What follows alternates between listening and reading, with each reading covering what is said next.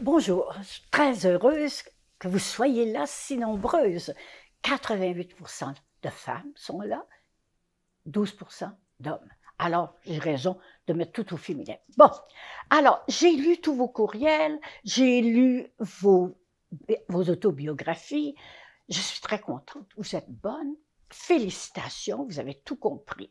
Des petites affaires encore. N'allez pas dans la généalogie. Euh, Ne la mettez pas, c'est pas important. Il faut parler de vos parents, votre rapport avec vos parents, c'est tout. Vous avez bien compris qu'une biographie, qu'une autobiographie, c'est parler de soi, vous racontez votre histoire. C'est un roman, mais dont vous êtes le personnage principal. C'est comme ça. Alors, les petits défauts, c'est de parler au jeu. Bon, il y en a une qui m'écrit, qui me demande si elle a mis son personnage, elle l'a mis à la troisième personne. Ben, c'est pas possible. Vous pouvez pas parler de vous en disant elle ou il. C'est pas, non, c'est je. Vous parlez au jeu dans une autobiographie. Si vous faites une biographie, la biographie, c'est l'histoire de quelqu'un d'autre, de votre père ou de votre mère, mais là, vous pouvez parler à la troisième personne parce que c'est il, OK? C'est bien compris. Bon, généalogie que j'avais, troisième personne, c'est à peu près tout. Des faits seulement, là, ça, c'est pas bon. Et ça, vous l'avez très bien compris, excepté quelques-unes. Mais vous allez le comprendre après, OK? Alors, j'ai des élèves en Californie, j'ai des élèves en Chine, j'ai des élèves en France qui ont eu le lien d'avantage, qui s'entreavantage, .ca par de la parenté d'ici, j'imagine, et qui m'écrivent et qui sont contents et qui me disent que ça devrait exister dans leur pays. Ben non, c'est nous autres, hein? C'est juste nous autres. OK. Alors, c'est ça, naturel pour ceux et celles. OK, bonne nouvelle. Ah oui, bonne nouvelle. Tu sais, j'avais dit que j'étais embêtée parce que celles qui n'ont pas Internet ne pourront pas suivre le cours. Ben, j'ai une bonne nouvelle pour vous autres. La semaine du 18 mai, mes cours seront sur ma TV toute la semaine. Vous pourrez les regarder, les prendre en note. Alors, je suis très, très contente de ça. Et j'y serai aussi, je pense, dans la semaine aussi. La semaine du 18 mai, vous pouvez téléphoner à vos parents qui n'ont pas Internet pour leur dire qu'ils vont pouvoir prendre. On a rejoint beaucoup, beaucoup de personnes âgées qui ne sont pas toutes malades. Il y en a qui sont bien et qui ont besoin d'avoir un projet dans leur vie. OK.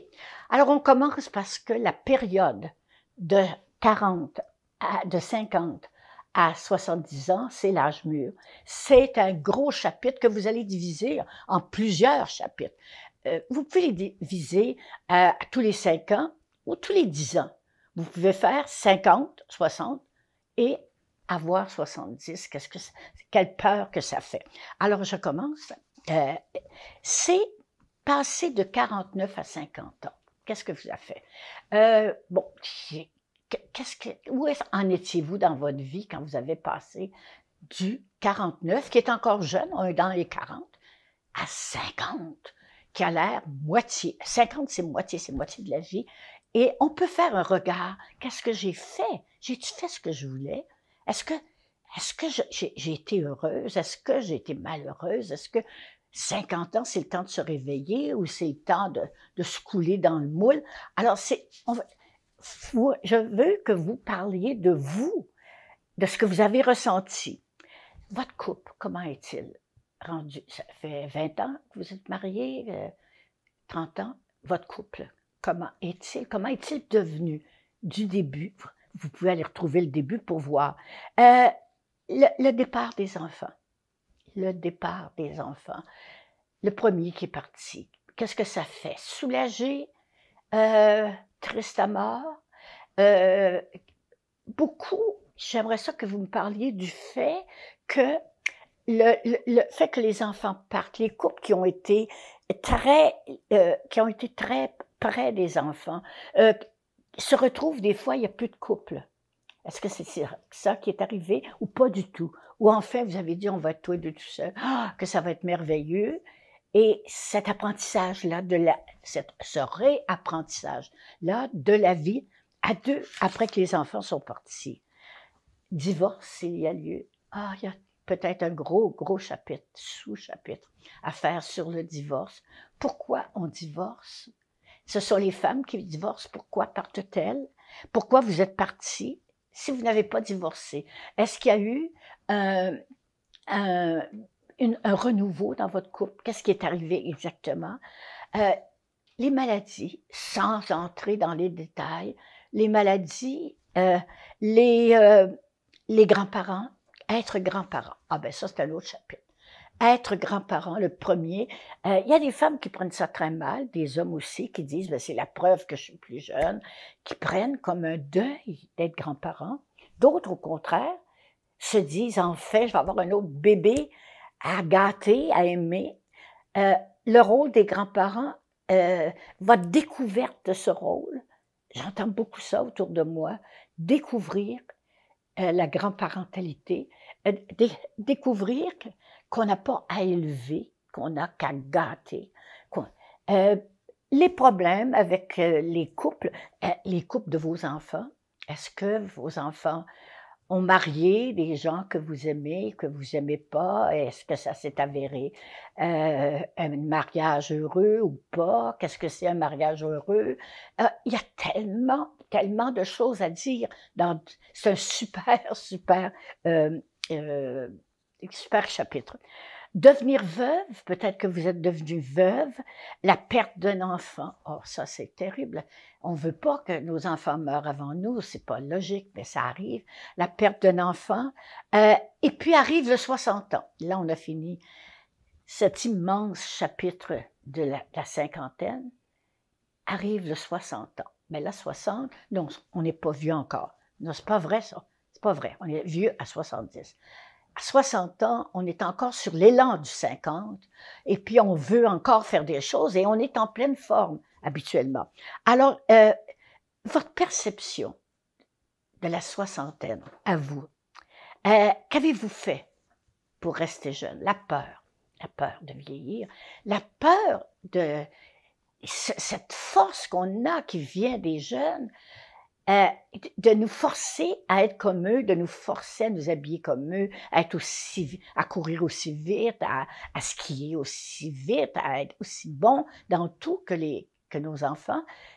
Comment on accepte de vieillir? Est-ce qu'il y a des faits qui sont arrivés dans votre vie que vous avez fait? Ben c'est ça, là. Souvent, c'est la maladie. Vous êtes malade, puis vous vous dites, bon, ben ça y est, là, faut qu'on vieillisse. C'est ça la vie. On ne peut pas rester jeune tout le temps. Vos enfants ont-ils abusé de vous comme grands-parents? Bon, ça se faisait beaucoup quand j'étais jeune. Les filles disaient, ça me fait rien d'avoir un enfant puis de divorcer parce que c'est ma mère qui va s'en occuper. Mais les mères, à cette époque-là, ne travaillaient pas. Maintenant que les mères sont très occupées, les grands-mères sont très occupées, ça fait des grands-mères autres. Ça ne sera jamais comme votre grand-mère à vous. Jamais, jamais, jamais, jamais. Les drames de la soixantaine, c'est toutes ces peurs qu'on a de vieillir. Peur d'être laissé, peur d'être malade, peur d'être seul, la solitude. La solitude. Dans une ville comme Montréal, il y a énormément de gens seuls, de femmes seules, et cette peur de la solitude. Est-ce que c'est vous qui l'avez faite, cette solitude? Pouvez-vous vous dire que vous êtes allé vers les autres ou si vous êtes resté? Tu sais, on a été élevés, nous, vous autres aussi. Moi, je suis plus vieille, mais bon, vous êtes plus jeune, puis on est dans les mêmes siècles à peu près. À dire, je ne ferai pas le premier pas. Ben, si vous ne faites pas les premiers pas, vous allez être toujours toute seule. Avez-vous fait les premiers pas pour toutes ces peurs de la vieillesse, peur que vous allez retrouver, bon, si vous avez acheté un jour mon livre La vieillesse par une vraie vieille que j'ai écrit, il y a toutes ces peurs, elles sont là. Vous les accommodez à vous, ces peurs-là, OK? Qu'est-ce qui vous fait si peur à vous? À vous, qu'est-ce qui vous fait si peur? Et puis, il va falloir se rappeler le jour de vos 70 ans. Le jour où vous avez dit, ça y est, je suis vieille.